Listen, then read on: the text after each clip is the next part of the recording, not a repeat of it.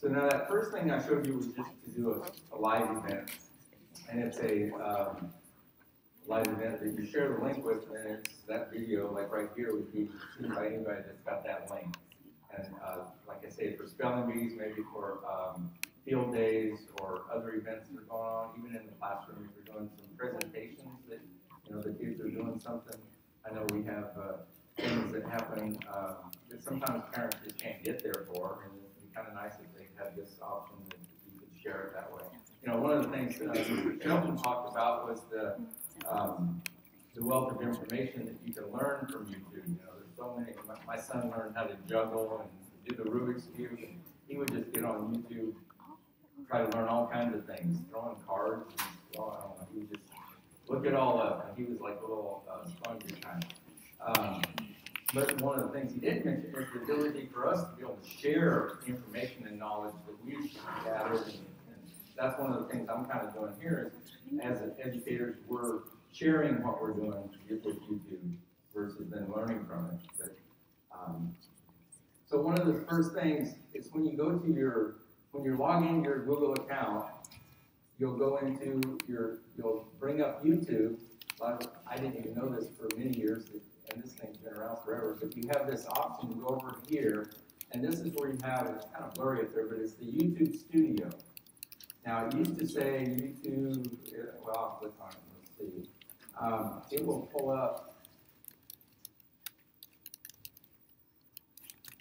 and this is where we have our dashboard videos, analytics, comments, transcripts, and other features.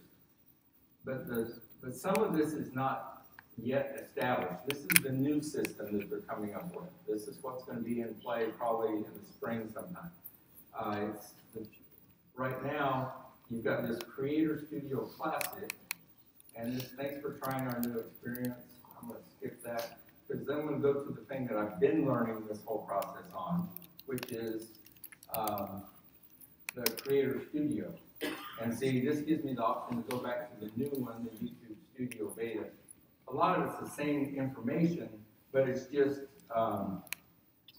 been reorganized a little bit.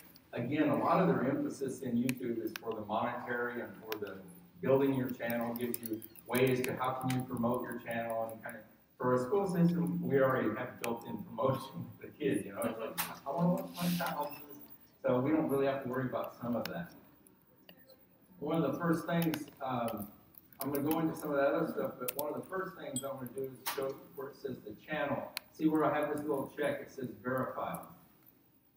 So that's one of the first things that you want to do is just to make sure that you're verified, because then that allows you to do all the things you're going to want to do with it.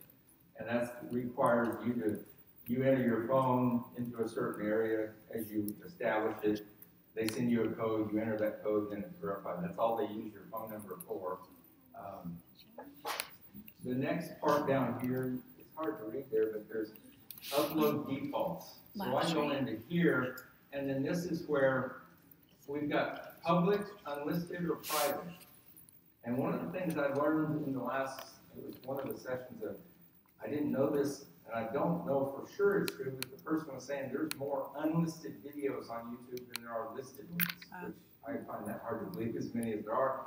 But if you think about it, if you use public there, anybody can search for it based on your title, and then you can put some tags in here, like if it's a specific kind of thing that you're doing, cooking or gaming or whatever. As people do searches in YouTube, they'll they may find your video. But we don't want that in the public setting. So we don't use public, we use what's called unlisted. Unlisted is it's only people that get that link will be able to view it. Now, there's one other option there, private. That's a little more restrictive. That you have to share with somebody else's YouTube or Google account directly. So if they don't get shared the link to their Google account, then they're not going to be able to see it. So that's real restrictive. Yes? Does unlisted basically designate it so that it cannot be searched? Yeah, it doesn't show up. And I think there is some way, I've seen something about where somebody's got somehow you can look through the unlisted somehow, but for the most part, it won't show up like if it's Brooks Elementary School, but we have it unlisted. If people put in Brooks Elementary School in the search bar of YouTube, they're not gonna find our videos. So, now there's people that are really clever out there that know how to do certain things. But for the most part, if you do unlisted, unless they get that link that you share and it gets shared with them, it won't be found by anybody. So just to clarify about the private, so only someone who has a Gmail account can view that? The private, yeah, you have to specifically, when you do the private, you have to specifically share it with another account. And so if they don't have an account, then they can't get access to it. A Gmail account, not necessarily a YouTube account? It may just be a YouTube account. It may not have to be a Gmail account, but they're kind of tied together because I think YouTube is part of Gmail. It is. So I think it would be their Gmail account too, because once I log into my Gmail account, then that's how I can get to my YouTube channel. So it's got to be I think a verified YouTube channel under the private one. And I don't really do that one because it's really restrictive, and you're limited to 50 people. You can only share it with 50 people that way also. So it's very limiting, but if you had some really, stuff that was, you really needed it to be private and nobody was going to find it, it couldn't be resent. One of the problems you can have with this, if you've got some kids that aren't supposed to be, if I share it with you using the unlisted, you can turn around and share it with a whole bunch of you.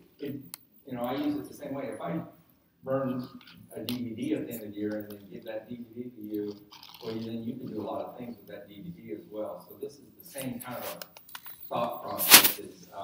It's unlisted. It's not going to be found by most people. It should, be pretty safe. But private is definitely the way to go if you have some really confidential or other stuff that you don't want seen for sure by the certain people.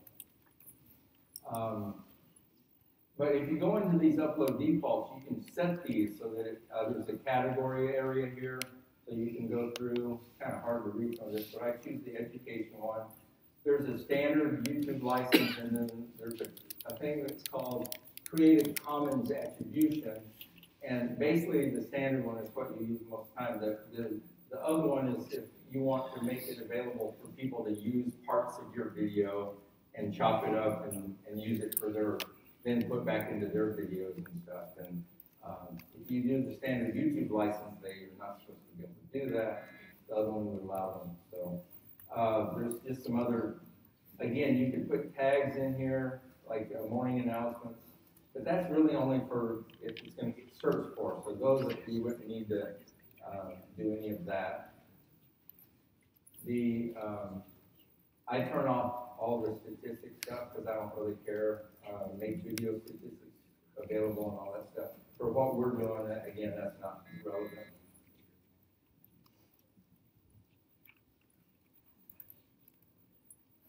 All right, so we'll go to the top. You've got the dashboard starting there.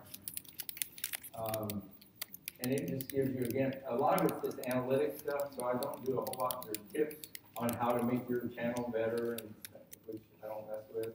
The video manager is the area where you will have a list of videos that you've created throughout the year, and I keep deleting them because I don't want to get a whole bunch on this test news channel that I've created. But this is where you can actually go back and do some editing on it. You can do some other things with it, but this is part of your video manager. And that's videos that you created. This is one I've created, and I'll show at the end. This one I did out in the keynote speaking area, and then this is one I just did, and it's streaming right now. And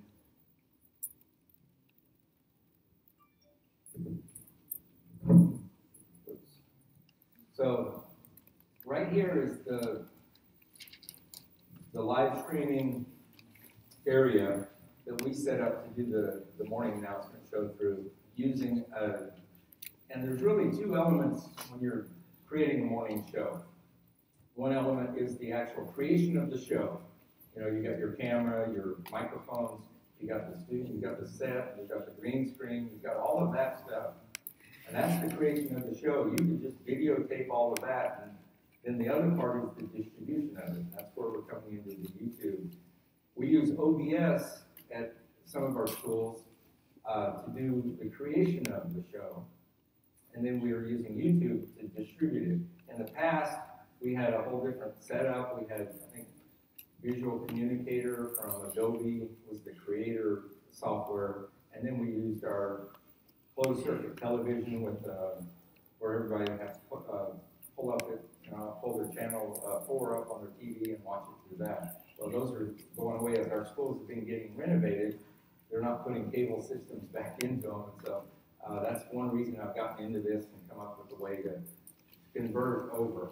Yes. What is OBS? You mentioned that. I was going to go into it a little bit more, but it's called Open Broadcasting Software, and I'm going to, like I say, I'm going to just touch base on it a little bit because it's not the only thing you can use for that process. And like one of my schools uses a thing called TriCaster. TriCaster, though, is like a $3,000, $4,000 device or maybe more. It's got a computer built in, and it does that process of creating the show, and then the YouTube. Then you can set up YouTube in it to distribute the show as well. And I've just gone through that process at one of my schools. So one of the things you've got here is, in fact, what I'll do, since the question was asked, so here we would get ready to do an event in our live streaming area and one of the things we've set up in our studios, we have a computer that's got dual screens, so we can have what's called the OBS studio on one side and our YouTube on the other, so we can be running the show and then streaming it to the YouTube. And so here is, this is the OBS software, and there's a studio mode, and you basically go in here, you create all of these scenes in in OBS, and then you transition. So the opening countdown is what we have going here. You actually have somebody running the show, either a student or another teacher. I think you guys have, you do it. Okay. And then she has another, the Reese teacher also helps her with the morning program. And then they have how many students do you have? 7 on the team. So what you do here is you set up the next slide or the next scene that's going to be coming over, and then once that gets down, then you hit transition, and then it goes in, and that's what's actually going out. So on this side is what's being broadcast out. What's on this side is what you queued up to be the next part. And this, I think I've got just the camera on this thing. It would normally be cameras from our studio that would be showing there, and then we go to, we've got some different things here. And as you go through, there's the stand for the pledge. A lot of this you create, as you create this, then it becomes a duplicate. It's the same process every morning. Then there's other things where we add in videos and pictures and other things. But the basic structure, once it gets built, is just the process of going through here and creating scenes. There's a way to add different media sources, different audio, different items that you're going to use with your OBS. And like I say, this isn't really about OBS as much as it is YouTube. So I'm not going to go into OBS a whole lot because there's a lot of other different choices other than OBS. OBS is free, but there also is, you've got to be a self-learner because you're going to have to find information about it on YouTube or Google searches, that kind of stuff, because they don't have any help support or anything like that. Some of the other ones you'll pay money for, I think it's about $600 for the Wirecast, but they have a support team and they have a few different options that OBS doesn't have. So it's one of those things. But the process of putting the two together is still somewhat the same. Once I'll go into the settings on this, there's a thing here called Stream and Streaming Services, and I will set up, and there'll be this stream key. And when I'm over in YouTube, And this, again, this is kind of a basic through how to use, when I'm over here and I create a new live event in, there is, so when I created an event here, there's a place in there where I use a reusable stream key because for my test news network I created in YouTube. Once you create and establish this reusable stream key, then you share that with your software that you're using to create the actual content. So in this case, it's OBS. So I put that stream key into my OBS software, and then when I'm streaming from OBS, my YouTube channel will pick that information up and broadcast it out. And so one of the things you've got here, yeah, you've linked those together. So then when you're streaming, and there's you can create a new stream, and then it's there is some different options here. Like you can do a 4K streaming, you can do, which is like the really high definition stuff. Then you've got the 440 or 1440p, the 1080p, and the 720p. A lot of that is the higher the quality. Also, you know how well your school system's network is. If it can handle some of that, then you can go higher on some of these levels, and you get a lot better quality. One of the problems that you get is the higher that you go, if your network is not that great, then you start getting some glitching because it's really sending out a lot of information that maybe the bandwidth of your system or the people on the receiving end can't keep up with it if it's live. So then they see a lot of glitching and stuff. So you can kind of figure out some of these numbers, but I just generally pick the 720, and that does a good quality. And then once you establish that, then you reuse that every event that you create.